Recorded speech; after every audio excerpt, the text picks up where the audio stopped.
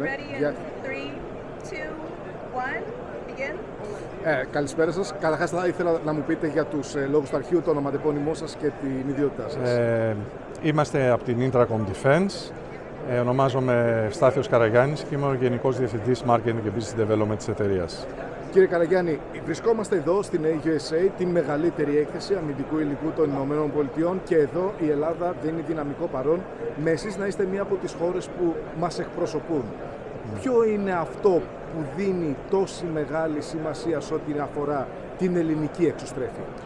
Η εταιρεία μας συμμετέχει εδώ και πάρα πολλά χρόνια στην AUSA ως έκθεση. Είναι η μεγαλύτερη έκθεση αμυντικού υλικού, οπότε είμαστε και φέτος εδώ στις ΗΠΑ, στην Ουάσιγκτον, μαζί φυσικά με το ελληνοαμερικάνικο επιμελητήριο, το Enterprise Greece, και σύμφωνα και κάτω από την αιγίδα του Υπουργείου Εθνικής Άμυνας. Ως εταιρεία αναπτύσσουμε διάφορες εφαρμογές και φέτος παρουσιάζουμε καινοτόμα συστήματα στις περιοχές των υβριδικών ενεργειακών συστημάτων και των σύγχρονων επικοινωνιακών συστημάτων. Καθώς και επίσης και σε άλλες εφαρμογές που η εταιρεία μας αναπτύσσει προϊόντα, όπως μη επανδρωμένες πλατφόρμες, αλλά και ηλεκτρονικά συστήματα πυραυλικά και εξειδικευμένα επικοινωνιακών ζεύξεων. Η καινοτομία μας βασίζεται ότι στα προϊόντα μας εφαρμόζουμε ιδέες όπως ασφαλές επικοινωνίες με πολύ καλή δυνατότητα αποφυγής θορύβου για σύγχρονες επικοινωνιακές πλατφόρμες, καθώς και εφαρμογές Artificial Intelligence και κάτι σύγχρονα στα υβριδικά μας ενεργειακά συστήματα που κατά βάση έχουν μεγάλη δυνατότητα πυκνότητας ενέργειας, με ασφάλεια χρήσης και πολύ έξυπνη διαχείριση. Είναι το χαρακτηριστικό, για συγγνώμη σας διακόπτω, είναι το χαρακτηριστικό που βλέπω ότι υπάρχει εδώ φέτος στην έκθεση.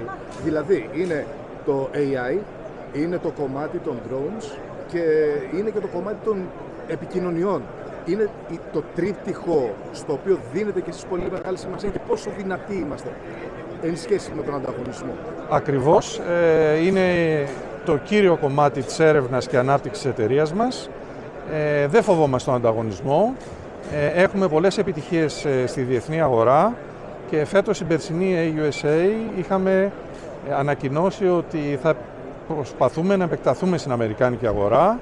Έτσι ιδρύσαμε εταιρεία. Αυτή τη στιγμή υπάρχει Intracom US, Intracom Defense US, η οποία δραστηριοποιείται στην αμερικάνικη αγορά, και με βάση αυτή προσπαθούμε να επεκτείνουμε τις δραστηριότητες μας εδώ.